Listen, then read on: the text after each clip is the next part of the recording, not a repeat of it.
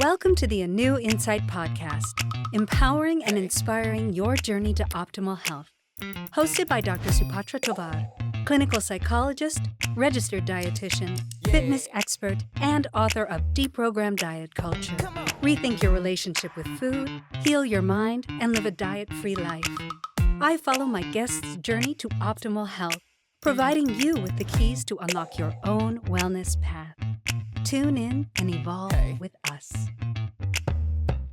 Welcome back, everyone. We're back for the second half of our amazing interview with world-renowned scientist and best-selling author, Dr. Satchin Panda. Dr. Panda gave us some really amazing insight into how important our circadian rhythms are for our health, our weight, how we age, you name it. We're going to be diving into time-restricted eating and what that actually means and how that is in alignment with our circadian rhythm and can help us maintain a healthy weight without even trying. So, Dr. Panda, please explain. You kind of went into it a little bit in the last section. Give me a picture of what time-restricted eating is.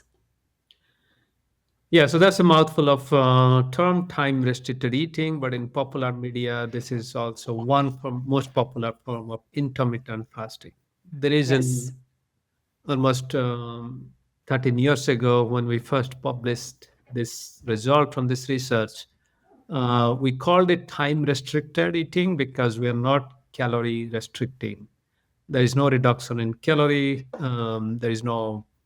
Originally there was no counting of calories. And the idea is instead of counting calories, if you just look at the number of hours or number of minutes you are eating, um, there will be few benefits. One is if that eating window is consistent, then that will sustain your circadian rhythm in physiology, hormones, metabolism. So that means your body can metabolize or absorb nutrient much better and also process the nutrient, use them properly. And during the fasting or overnight fasting period, it will also, the metabolism actually changes from building stuff to cleaning out or removing the toxins. So your body has enough time to remove these toxins that your body doesn't need and repair itself. So that was the whole idea. And then the idea came from, again, very foundational research in mice. And again, we are going back to this basic research because these are some of the questions that we cannot ask in humans. So the original experiment was very simple. We took mice that are young, they're born to the same parents in the same room, they have the same gut microbiome, same genes. They ate the same diet. We actually gave them a little bit unhealthy diet, and they ate the same number of calories. The only difference was one group was allowed to eat whenever they wanted, and the second group was allowed to eat the same number of calories from the same food within an 8-hour window. So that means mice are nocturnal, so they're night active, they eat at night time, unlike humans. So in the evening, we would give them access to food, they would eat for 8 hours, they catch up with what the other group was eating. And we did this for 18 weeks, which is equivalent to feeding a human for 10 years or so, roughly. And then after 18 weeks, what we found was the first group that ate whenever they wanted. They were obese, diabetic, they had high cholesterol, all the telltale sign of metabolic dysfunction, or they had metabolic disease. And later on, we also figured out that they were also more prone to cancer. But the second group that ate the same number of calories from the same unhealthy diet within 8 hours were completely protected from all of these bad things, bad metabolic disorders. So that was the first experiment. And then in the second experiment, we took the fat mice, those already had the disease, and we put them back into 8, 9, or 10 hours of eating, or even 12 hours of eating. What we found was when, in case of mice, between 8 and 10 hours, if they eat within 8 to 10 hours, even for 5 days out of 7 days, even though the mice were allowed to cheat on weekend, they could still maintain their healthy body weight, they could still get almost 80 to 90% of benefit of doing the 8 hours every single day for 7 days. And they also improved their muscle performance. And sometimes at least the male mice could put on some extra muscle. So that was really surprising. We published those. And then in the intervening 15, 13 years or so, there are at least 1,000 different research papers repeating the study in different conditions in different countries, even in different strains of mice, rats, and now even in fruit flies and also in humans.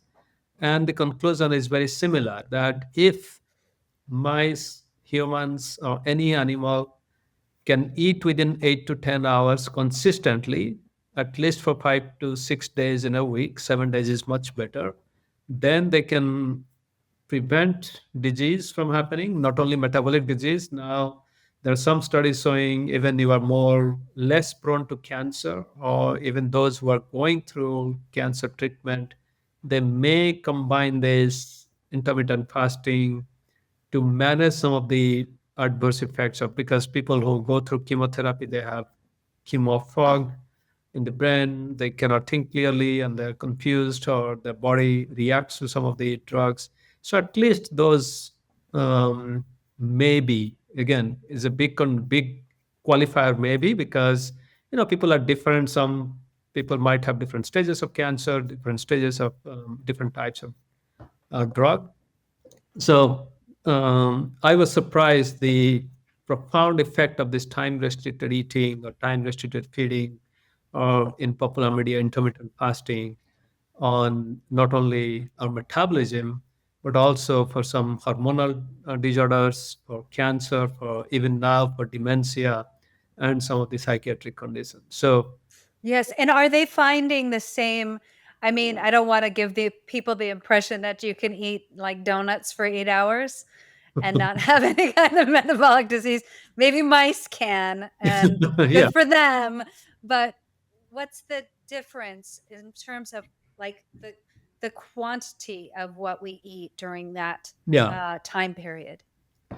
So this is also something interesting, that although we might say, well, you can eat anything. But what we're finding is after maybe the first week is difficult, people typically eat over 12, 13 hours. Most people will say, no, I eat within 10 hours because I have my breakfast at 8 and then I finish eating but my dinner at 6. But then you probe a little bit. What do you do after waking up? And then some people will say, well, I have a little bit of tea. Oh, I put just half a teaspoon of sugar. That should not do anything. But actually, Mm. as soon as you start putting even sometimes even black coffee, because black coffee also triggers some metabolism. But anyway, suppose say we forget about black coffee and black tea. Anything that you put that has sugar, cream, or all of these, any of these, then that triggers insulin response, because your body has to produce insulin to take care of the glucose that is entering your bloodstream. So that is waking up the village, I'd say. So Mhm. similarly, you might finish your dinner at 6:30, but then you might have a nightcap or a little snack before dinner, before sleep snack, or somebody comes to you, visits you, or you go to visit somebody. So all of these things matter. So that's Mhm. why we say you have to be really religious or strict about eating within this 8 to 10 hours. And if you do that, then we find that after a few weeks, the first week is a little bit difficult. People will feel hungry and all that stuff. But then after 1 or 2 weeks, what we find is interesting. People actually find that donut to be too sweet. So the bliss point for sugar actually changes. Wow, that's cool. So they cannot, like I personally, even I could finish a donut several years ago, but not anymore. Same. One quarter of a donut is enough. So my bliss point has changed. And then what we also find, some people find that the same French fries or the chips to be too salty, or they're not that appetizing. Because what happens is when you go through this 14, 16 hours of fasting, what I think is happening is your your taste sensor, the taste buds are also recycling. They're also getting sensitized. So you tend to enjoy food, the natural flavor and taste of well cooked, healthy food much better. And you don't need that high dose of sugar, salt, and That. fat to trigger your brain to feel happy. So you can be happier even with less food or less uh, sugar, salt, and fat. So Hmm. that's kind of a side effect that we see. There is a nice paper that came out from Geneva, one of my collaborators, and he did a study on time restricted eating in Lausanne and Geneva. The nice thing, the reason why it was interesting was those who are familiar with that part of Europe, there are German speakers, English speakers, and French speakers. So that means they have various different culinary preparations, and also people have different habits, cultural habits. And what they found was when people were restricting their diet to fixed 10 to 12 hours in that case, then they inadvertently improved their diet quality. Mm. So this is kind of a interesting side effect that we didn't know, that people actually improve their diet quality when they try to stick to 8 hours or 10 hours. That is amazing. Just naturally. Yeah. Just because you're giving your body the chance to remove toxins. And, if you're eating a lot of highly ultra processed foods, you're getting a lot of additives and preservatives and strange chemical concoctions. And if you give yourself enough time to release those from your body, they may not hold such an addictive quality anymore, which I think is really hopeful. What about how much and when? I've done a lot of reading about how if the bulk of your calories came in the morning and in, early afternoon, and then became much smaller towards the evening time, that was the best, especially for your insulin regulation. What do you have to say about that? Yeah, so as we have circadian clock that does different things at different time of the day, there are few things that you touched upon. One is what happens in the morning. So, for example, in the morning, as you can imagine, your body has rested for 12 plus hours. So that means your digestive juices are primed and your stomach can digest a good chunk of food, and your insulin response is also much better. This because the beta cells that produce insulin, they are also primed. They also have a circadian clock. They respond to food much better. Hmm. As a result, in the first half of the day, it's not only like right after waking up. In the first half of the day, say 6 to 8 hours after wake up to that time, the body is much better in digesting, processing food, and controlling blood glucose. So that's why having a bigger meal in the first half of the day is better for your body. Hmm. As the day progresses, your insulin response goes down slightly, so that you can even do the experiment yourself. If you have access to CGM, you have the same bolus of sugary drink or smoothie in the morning. You look at your blood glucose, how it responds, and then in the evening, after 7 8 hours of fasting, you can drink the same sugary snack or smoothie, and you'll see for most people the evening post prandial glucose spike will be much higher because our pancreas doesn't respond correctly. In Hmm. that way, yes, it may be better to have bigger meal towards the first half of the day. But then there is another caveat. Our body kind of plays tricks with us. One is, if we dial back more than 200 years ago, we didn't have food available to us 24/7. Even fire was not 24/7. And keeping a fire going in the house was very expensive because you had to burn coal or wood through 24/7. So that's why in the ancestral population, what was happening was people would come back from hunting or agriculture, and there was no refrigerator. So even if you hunted and you got a rabbit um, or some meat, you cannot store it overnight. You have to cook it. So that means in the evening, the community or the family would light up a fire and then cook, grill, whatever it is, and then would share the meal. So as a result, what has happened is we humans also have another interesting phenomena, that is we are more likely to feel hungry in the evening. And so that means we're feeling more hungry in the evening, but our insulin response is much better in the morning. Why is that? Because in the morning, you're not going to go kill a rabbit and eat it. In the morning, you're more likely to go and find some ripe fruit or vegetables, which has a lot of carbohydrate. And that's what we're designed to eat during the daytime or in the first Mhm. time. Whereas in the evening, when you come back, and in most cases, you are grilling some meat or protein, and that doesn't need too much of insulin response. So maybe that's why we are designed in a way that we are feeling more hungry towards the end of the day, but our insulin response is much better at the beginning of the day. So, But do you think that for the most part, in terms of just human biology, that for most people, even if we have the tradition of dinner and dinner being for many people the largest meal of the day, our bodies function much better in general if we have the bulk of our calories earlier in yeah, the day? yeah. Yes.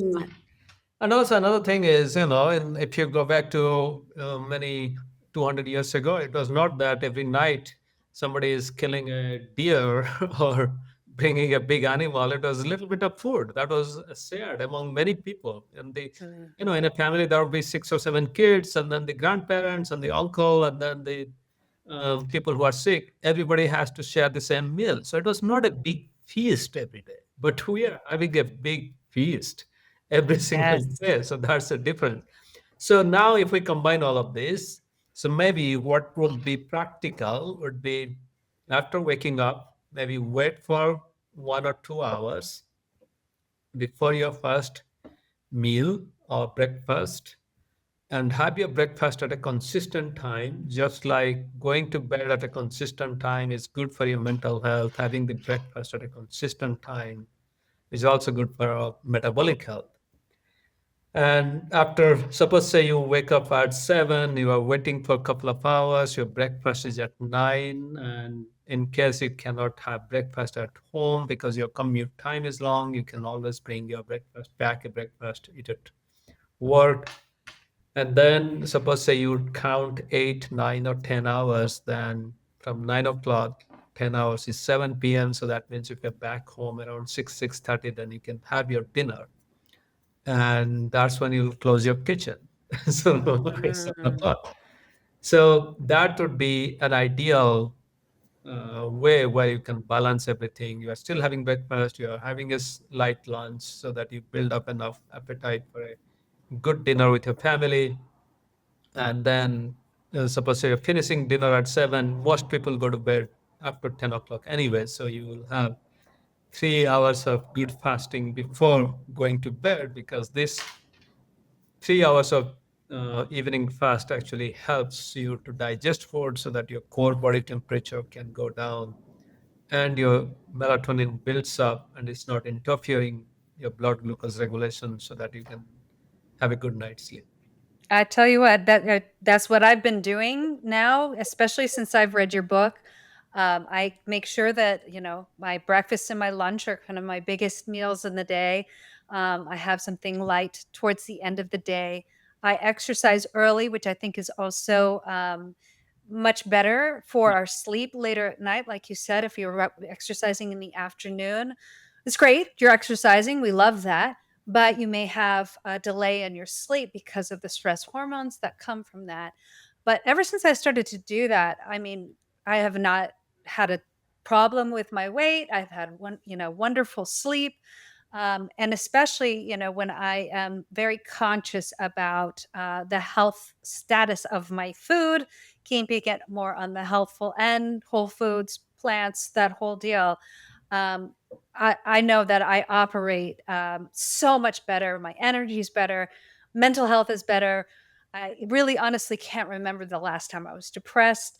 Yeah, there's normal, like chaos in our political climate, anxiety out there that I think we all have. but I certainly handled it so much better, thanks to so much of the work that you've done. I also work with people who struggle with eating and with eating disorders. And I've actually seen, I think, some difficulties come from people who have co opted your research to squeeze it into diet culture. So what we so what we see is this like adherence to intermittent fasting as a diet, and a lot of people make their windows very short, or they will hold their eating until like as long as humanly possible until they're about to pass out and then start their dieting. So can you address that at all? Have you heard about, the co-opting of time restricted eating into diet culture? Yeah, so typically people think that when they go from say 14 hours of eating to 12 hours, they feel better. 12 to 10, they feel a little bit better, and then 8, they might feel better, and then they think that okay, so if I can reduce it to 3 hours or 2 hours, one meal a day, then that will be That's more. a whole diet, the OMAD diet, and I'm like, I don't even I would die, like, literally, if I only could eat 1 meal a day, that would make me very sad. Yeah, I mean, it's a little bit extreme, and particularly for young adults or anyone, say before the age of 60, they are typically having a work. They have to go to work. They're doing a lot of stuff. They're taking a lot of complex decisions throughout the day. And what we find is, even I've talked to some people who do this one meal. What we find is what they do is they try to hold up the hunger by drinking a lot of black coffee or black tea throughout the day. And towards late afternoon, they're kind of hungry. You think? No, actually, I have heard the confession that some people are very hungry, and but then they still take the badge of honor that they can hold up until evening, and then they eat that long big meal, and then they go into food coma and sleep. So that's one way people are dealing with it. And what we see is most of them actually cannot hold on to doing this for a very long time. They might do it for a month, two, and then they will realize how, sometimes they're not eating with their family, sometimes they're not socializing with anybody. And they realize that this is not a healthy way mentally, emotionally, and also physically. So then they will revert back to maybe eating within 8 or 10 hours. For women, we have seen quite a few women, they want to do everything perfectly. So they would try to eat within 8 hours. They'll go for 5 miles run every single day. And then they will try to eat a lot of salad and reduce their total food intake. So then what happens is they get into what we call relative energy deficit in sports. So this is a mouthful, but actually nearly 40% of athletes, even Olympic level athletes, so Boston Marathon runners, and even weekend athletes and collegiate athletes, the varsity athletes, high school athletes, nearly 40%, 4 out of 10 are doing this. They are eating less and they're exercising more. And they might feel better because they are slim and trim, they have a good physique, but actually internally, their organs are suffering because when you have less food available, then your body will eat itself. Yes. So that happens. How it eats itself is the bone mineral density goes down, so they can have high risk for bone stress injury. And for women, the telltale sign is their menstrual cycle will become irregular or they become amenorrheic. And in fact, you might have heard many athletes, they would say that they are amenorrheic or irregular menstrual cycle, and they think that being an athlete and having this is so common that it may be normal. But what is Mm. common is not normal always. So if they see that their menstrual cycle is changing and becoming more irregular or amenorrheic, then that's a good sign that they are eating less and pushing their body to the extreme. Absolutely. And, I think when we are looking at people who are trying to improve their health, they're getting all of this messaging from diet culture that hunger is bad and we need to stave it off, or we got to like muscle through it or drink as much coffee as possible, which is, I can't even imagine the anxiety these people are feeling when they do this. And I'm always trying to tell people that hunger is not bad. Hunger is a very important signal. Can you explain to people why it is so important? And it is important to heed it. It's important to feed ourselves when we're hungry. Yeah, so when we feel hungry, so that means it's a sign that our body has used up most of the easily available sugar or carbohydrate, and it's kind of tapping onto our store. So, and most of us, we think that, and also we kind of dramatize this. If you're hungry, people will come and say, "Oh, I'm starving." No, you don't know what is starvation. Sorry, most people don't know what is starvation. And then your reaction is you should reach out and grab that energy bar or something to feed yourself. But if you're for a regular person, if you had a good meal in the morning, it takes roughly 5 hours for that breakfast to get digested in your stomach to go to intestine, and that's where a lot of nutrient absorption also occurs. And when you're feeling hungry, particularly, when people start that time-restricted eating or intermittent fasting, they're stopping at 7 o'clock, that dinner time, and then at 9 or 10, they're feeling hungry. So that means the brain is so used to that evening snack that it's just triggering, hey, go reach out for that evening snack. But actually, your body is perfectly fine. In fact, many of us who have a BMI above 21 or 22, we carry enough reserve in our fat and muscle that we can go for even 1 or 2 weeks without food, and the body will continue to crank. So in that way, Unhappily, but yes. yeah, theoretically, that's how much reserve we have. Mm, So that's why you will hear all this news when, after a natural disaster, after an earthquake or something, somebody was trapped under some building for 7 days and they found him alive because, the body was using that reserve. mm, So the bottom line is when you start that hunger, that means the body has either depleted its easily available carbohydrate and is looking for that storage, and let it look for the storage. Let it take out that stored fat that we have been storing and burn it off a little bit.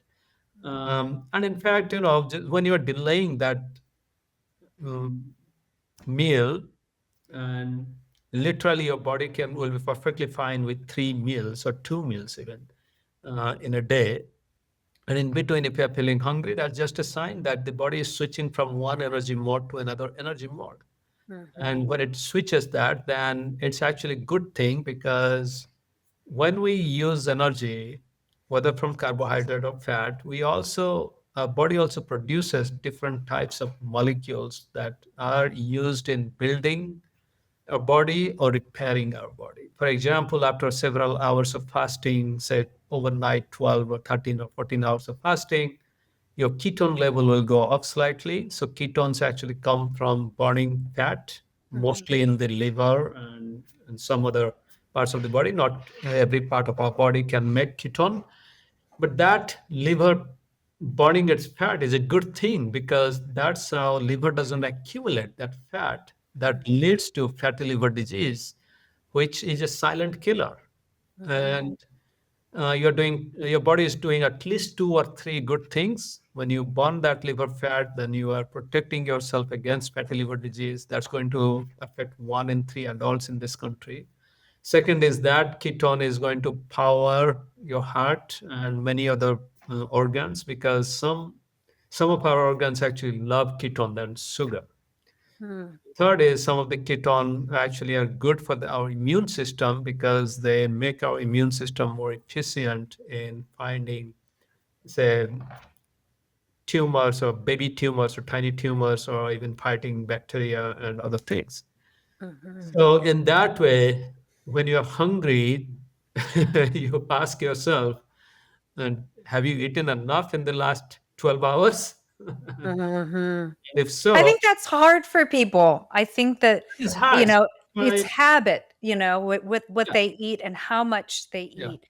And certainly, I think allowing the body to be a little bit hungry, and getting to a certain point is good. But I think diet culture just takes that to a whole new extreme. And we're Yeah. seeing that most especially with these weight loss medications. And what we're seeing on the disordered eating side or the eating disorder side is that some people are consuming maybe like 850 Yeah. Yeah. calories in a day. And so what we're seeing is that amount of calorie restriction, even if they're losing weight, most often it's water and muscle that they're losing. Yeah. Your body goes through a whole set of processes that are not going to be sustainable in the long term, just like any hypercaloric restricted diet. Once you go off of that, the body basically understands now I'm not in emergency mode anymore. Yeah. And when you're in emergency mode, yes, it might be burning off of those things, but holding on to those juicy fat molecules. Yeah. That's why people weight cycle as soon as they go off of something that's hypercalorically restrictive. So, would you say that the takeaway, and I cannot believe we're almost at the end of time, Dr. Panda, I just want to spend the whole day with you.